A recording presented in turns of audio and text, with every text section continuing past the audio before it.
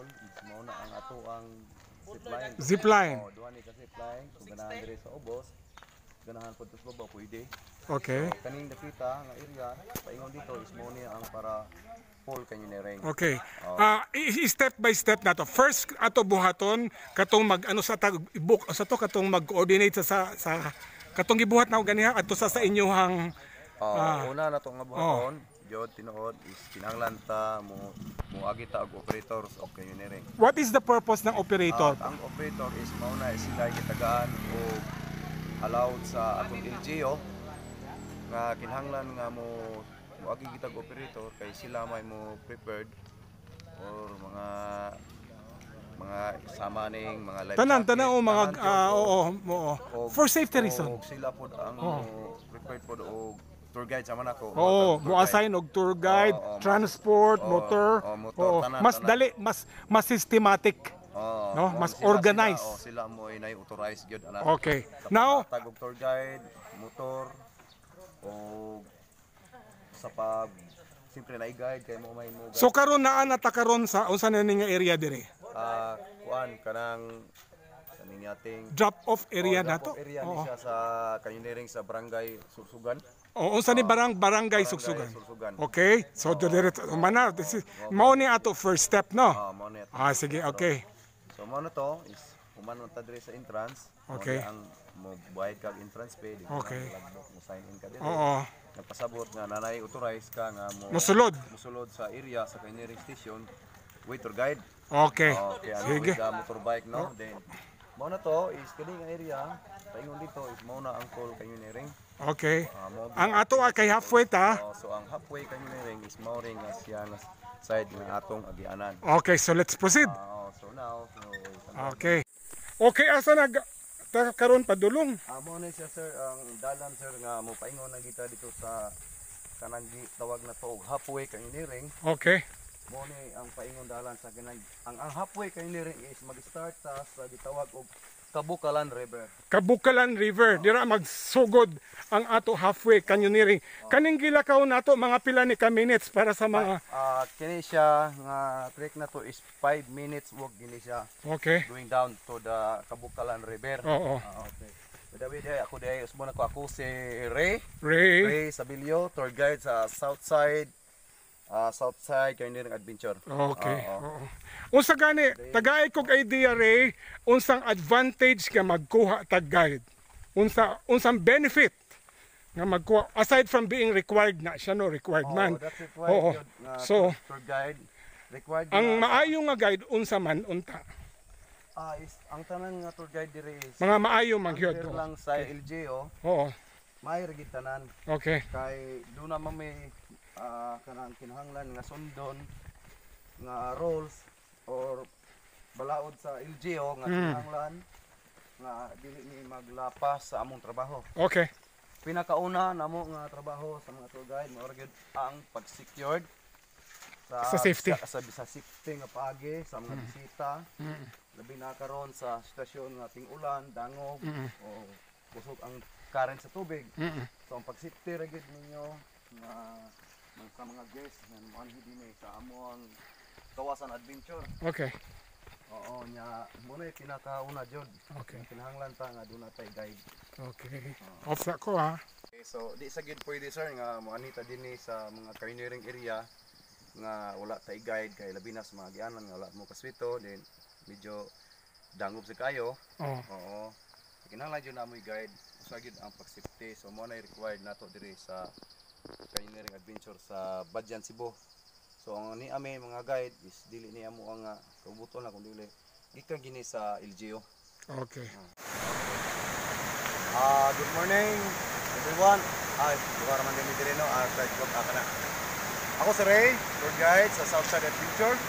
Niya karon dili kuyog sa among bisita kinga nato sir. Mamita Lakwatserra. Lakwatserra. Niya karon gani dire sa halfway canyoneering. Halfway canyoneering lang ang amo activity karon niya si Sir Lakwatserra. Okay, so mo ni ang area, mo ni ang pinakauna sa atong tawag og halfway canyoneering. Ana nga naikahoy kung nakita nga site is mao na ang usa sa atong jumping area. Oh, kana siya nga napita, and then kanang napita diha mga usay mo na siya anak sila mga mo na sila mo pa nga dong mga Ah, guests. pwede ka layat day dira. Oh, kana siya mo na siya mga jumping area. Mo nga layatanan sa atong mga guests nga gusto mag-adventure, magpatapa. Dayon nakahuman sa maong activity, mag-ambag-ambag, dire Picture. mga picture area, kung gusto magpa-picture, diha nakita. O kana bitaw nakita na to. Ang mga nakita na to, mga kalawtatsero, kana nakita na to nga tubig is mao na ang source sa muna ang source o water source sa Kawasan Falls. So gikan sa tubod na dito sa taas. Oh, naadi niya sa ilalom sa so, kani siya nga tubig mga kalawtatsero. Kani siya nga tubig nga nakita na to mo ni ang source diri jud sa Kawasan Falls. Okay. So mo ni diri ang area nga gitawag og Kabukalan River. Kabukalan River. Kabukalan River. Oh.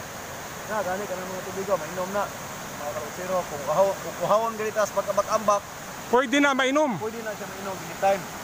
Okay.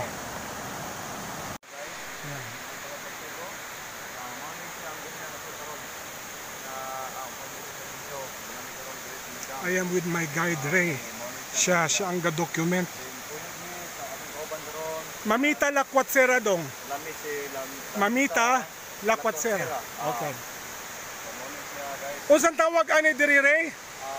Part po ni siya sa Kabukalan River pero Ka. mo ni siya ang dam sa mo ni ang dam side diri sa Kabukalan River kani. Mo ni siya nga This is the dam site. Unsa man na siya Ray? Kana nakita na ko nga struktura. hydro control. Okay. So mo supply gid ni siya tubig. Mao po ni To siya kuryente. kuryente. Sa para asa sa dito na sa munisipalidad. Paingon na ni siya sa municipal o ngadto kay sa atong Sibico. Okay. Okay.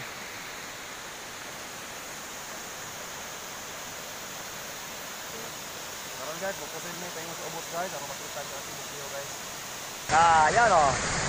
Dito na kami, pababa na kami, galing kami ng Kabukalan River. Doon sa malamig na tubig at dito malamig din.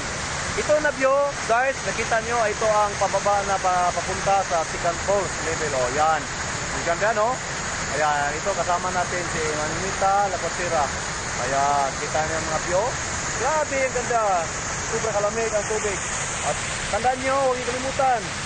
Ako po si Kuya Ray, tour guide sa Southside Adventure. Hanapin nyo ako, ha? Okay mga Kalakwatsera, this is the dump site of Kabukalan River. No, napakalakas ng current, no? Hydrocolic po ito na nakakasupply ng kuryente sa different municipality of Cebu. Ganon, no? Napakalakas ng current. Yan.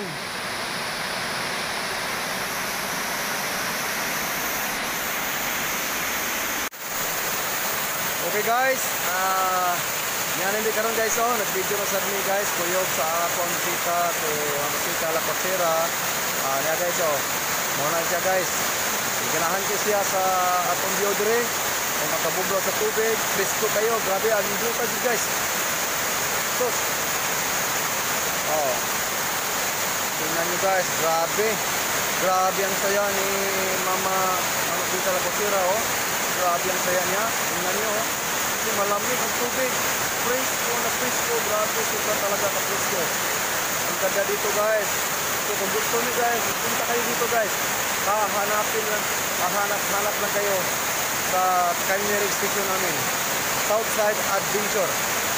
Or si Mamita Lakwatsera, pwede din. Hahanapin nyo siya, pwede din. Kita nyo, grabe. Tingnan nyo guys, si Mamita, lumungo yan.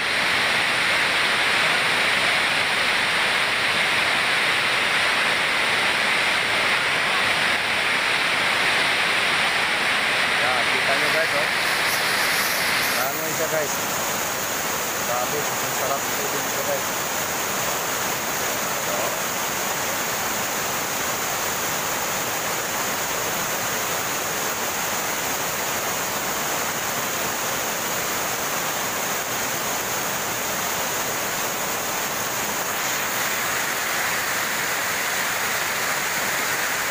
Guys, ito Dala Costera, kita natin. Kita nyo, lumalangon na sa balaming ng tubig. Grabe. Ang sarap guys.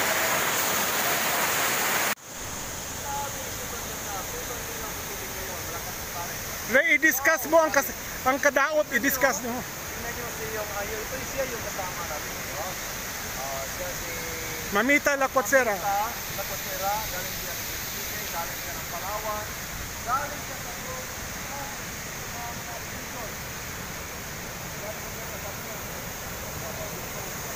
Ito, dating epekto to ng ng Super Typhoon Odette. May mga nasira na structure. Ito dati restaurant to, napakagandang mga restaurant dito. May mga restaurant, may mga toilet.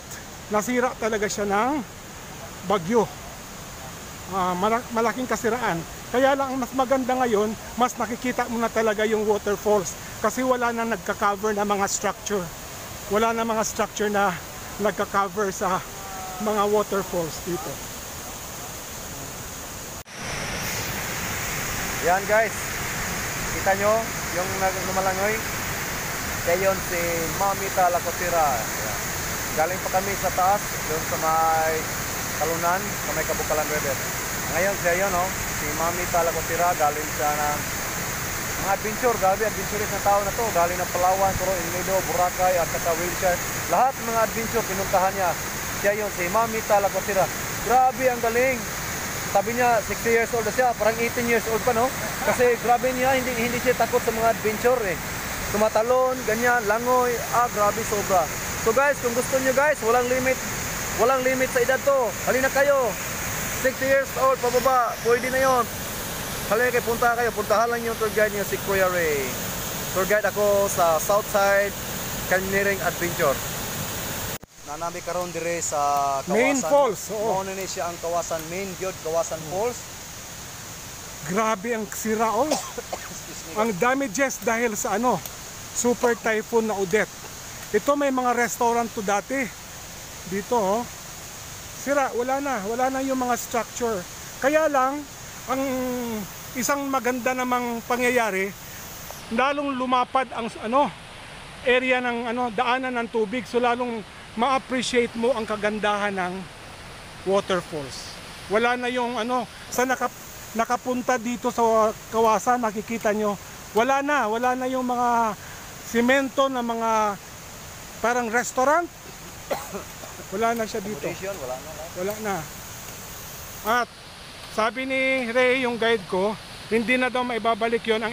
Ngayon mas nakafocus na sila sa mas malawak, mas maganda na waterfalls. Yes.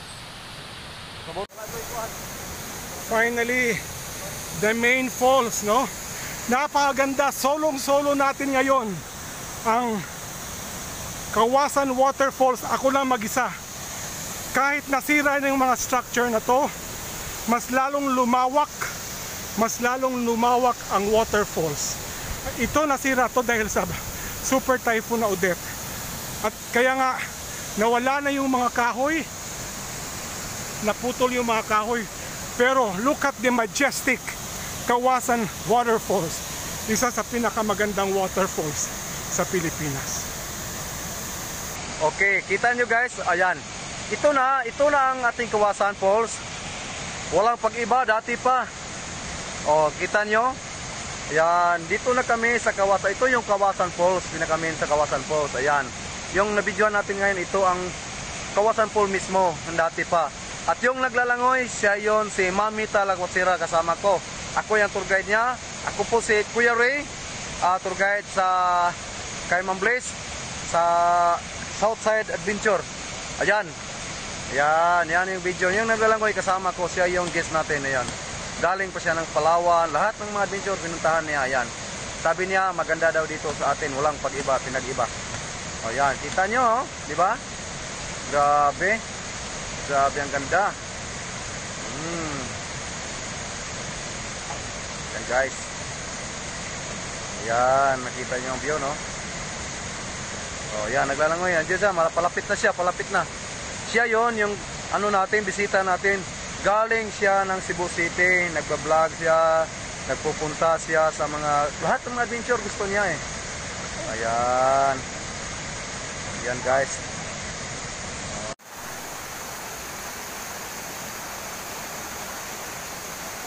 Okay guys. So ngayon natapos na ito namin. Galing kami dyan oh. Yung ang Kawasan Waterfalls. So galing kami dyan. Kasama ko yung Ito talaga, unti-unting inaayos ang Kawasan Waterfalls. Tulungan po nating maayos ito muli. balik po kami doon sa Southside Adventure sa Tulungan po natin. I survived Kawasan Canyoneering at 60 years old. I could not have done that kung wala ang guide ko si Ray. Without Ray, I think I will never make it. Kasi dinaanan namin kung ano talaga ang Kawasan noon nang wala pa mga structures, no? It's all about nature. Maraming kasiraan dahil sa napakalakas na super typhoon Odette. But God works in mysterious ways. Look at Kawasan. The majestic Kawasan Waterfalls is back. Kung paano ginawa ito ng Panginoon noon, naibalik po. And this is the right time na bisitahin natin ang Kawasan Waterfalls, because this is how God had created this. Simply nature at its best, at its finest, at its majesty. Because God works in mysterious ways. This is the mystery of the majesty of Kawasan Waterfalls. I bring back the glory to God Almighty. Kung wala sa Kanya, hindi ko magagawa to. Salamat sa Southside Adventure. Salamat sa guide ko na si Ray. Kasi kung wala po sila, I don't think I'll be able to witness the God's perfect creation. Maraming salamat po sa inyong lahat.